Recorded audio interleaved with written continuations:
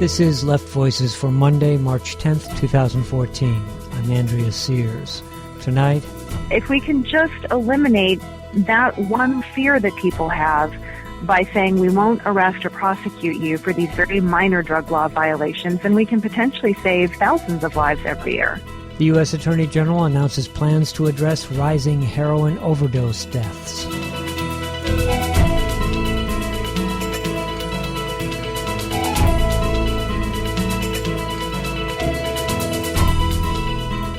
Calling the sharp increase in deaths due to overdose of prescription opiates and heroin an urgent public health crisis, Attorney General Eric Holder Monday called for a number of measures, including expanded access for a drug that can save lives. Naloxone, sold under the name Narcan, can reverse the deadly effects of an overdose if administered in time. Between 2006 and 2010, overdose deaths from heroin increased 45%. In a video posted on the Department of Justice webpage, Holder encourages first responders and law enforcement to train and equip their personnel with naloxone, and he urged support for state passage of 911 Good Samaritan Laws. Meghan Ralston, harm reduction manager for the Drug Policy Alliance, says naloxone, which has been approved by the FDA, is an effective overdose antidote. When you administer naloxone to someone overdosing on an opiate drug like oxycodone or heroin, it generally works within a couple of minutes to sort of pull people back from the brink of death in an overdose situation. It's really safe. It's really effective. It's been around for over 40 years or so, and it's generally been the first line of attack for overdose in ambulances and emergency rooms across the country for decades. The Attorney General has called for first responders to have naloxone on them when they respond to an overdose. Is that sufficient, though? First responders aren't always the first persons to come across someone. How critical is it to have it administered quickly? It's essential that when an overdose is first discovered, if it's determined to be a likely opiate overdose, it's essential that naloxone is administered right away and that 911 or some kind of emergency help is summoned. So while we really applaud Attorney General for shining a much-needed spotlight on the problems of overdose and the role that naloxone can play in preventing death, it's really not enough to just advocate for law enforcement and first responders to have access. We need to make sure that anyone who is the first person to discover an opiate overdose has that same access to naloxone. So a number of states are taking some action right now to help expand access to naloxone for friends and family members of people who might be at risk for an opiate overdose. Among them are Washington, Rhode Island, and California. The Attorney General also called for the expansion of Good Samaritan Laws. These would protect those who report a heroin overdose from prosecution. How effective are these? Good Samaritan Laws protect people in a variety of ways for any kind of overdose. So whether it's a heroin overdose or a cocaine overdose, whatever kind of drug someone might be overdosing on, Good Samaritan Laws exist to eliminate the delay that sometimes can happen at the scene of an overdose when the person is worried, well, if I call 911, will I get arrested? What will happen to me?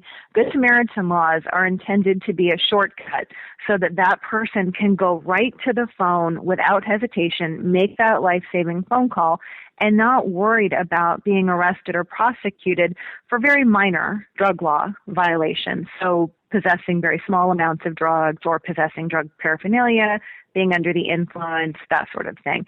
And they're really important. I mean, what we really want to make clear is that when it comes to overdose, this is a public health problem. This is really not a law enforcement problem. And if we're trying to prioritize saving lives and preventing death, and we know research affirms that the leading reason why people hesitate to call 911 is fear of arrest, if we can just eliminate that one fear that people have by saying we won't arrest or prosecute you for these very minor drug law violations, then we can potentially save thousands of lives every year. There have been 10,000 overdose reversals since 2001 because of access to naloxone. That's a phenomenal number, but how common are overdoses now? And they seem to be increasing. Fatal overdoses have been climbing in the U.S. for the past several years. It's over 30,000 now. I think the most recent data said, something in the neighborhood of 35,000 or so. So it's a problem that has continued to grow over the past several years, largely because it takes a long time in some cases to pass laws that can start to help reduce the overdose problem, but it's also related to the fact that we don't always think to tackle that problem from all the angles. Our response to drug-related problems is generally a crackdown mentality or reducing drug availability.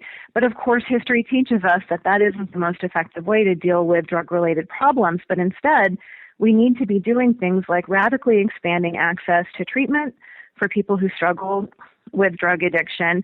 And we also need to make drug education much better and more fact-based in this country. So there are a number of things that we could be doing to reduce the overdose problem, but we're sometimes a little slow to take those necessary steps, which is why it's really encouraging to see people like Attorney General Holder making these statements in support of these solutions that we know can be really effective. What else is needed? Are there other efforts that could be employed to fight the overdose epidemic? It really is something that we shouldn't always necessarily look to the federal government to help us solve. In most cases, it can start right in our own living room. We really encourage moms and dads and siblings and spouses to have quality conversations with people about how to stay safe if they use drugs that can put them at risk of overdose. So that doesn't just mean having a conversation with grandma about the medication she's taking to treat her cancer pain, but it also means having frank conversations with young people who may at some point be experimenting with opiate drugs. That's something that we can do right away that can potentially make a big impact. Some of the other things have to include expanding access to life-saving measures, such as radically expanding access to methadone and buprenorphine, which is something that communities tend to shy away from because there's so much stigma around methadone and methadone clinics. But it's an urgently needed part of addressing prescription drug misuse or heroin misuse. We need to make treatment available to people. And we need to consider really innovative approaches like the kind that we see in other parts of the world, like supervised injection facilities, where people are under the care of a physician if they use drugs, if they inject drugs, heroin-assisted treatment for people who have repeatedly tried and failed to reduce their heroin use by trying methadone. There are a number of ways that we can be attacking this problem, and some of them are just simple and they start at home. Attorney General Holder's announcement today does reflect the position of the White House Drug Policy Office. Are we seeing a shift in the approach to drug policy in the United States away from law enforcement and towards treating it as a health crisis? I think that to some extent that we are seeing a shift toward embracing a public health approach to some of these problems, but I'm not sure that I would necessarily say that this represents a shift away from a law enforcement approach. ONDCP and Attorney General Holder are still really prioritizing law enforcement and other first responders having access to naloxone, when of course we wish that they would more actively advocate for anyone who witnesses an overdose to have access to these things. People in this country who have been advocating for a health approach to drug use for, in some cases, decades now, are really heartened and really encouraged by this shift that we have seen over the past few years in the Obama administration. We're not fully there yet. There's still quite a ways to go, but we're seeing some real momentum. We're seeing a shift away from mandatory minimums, and now we're seeing some reform in that area. So I think there's some progress, but there's still some ways to go. Meghan Ralston is the Harm Reduction Manager for the Drug Policy Alliance.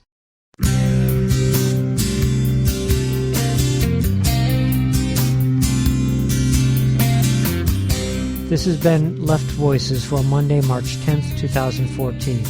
Join us again tomorrow for more news and information from a progressive perspective. I'm Andrea Sears for leftvoices.net.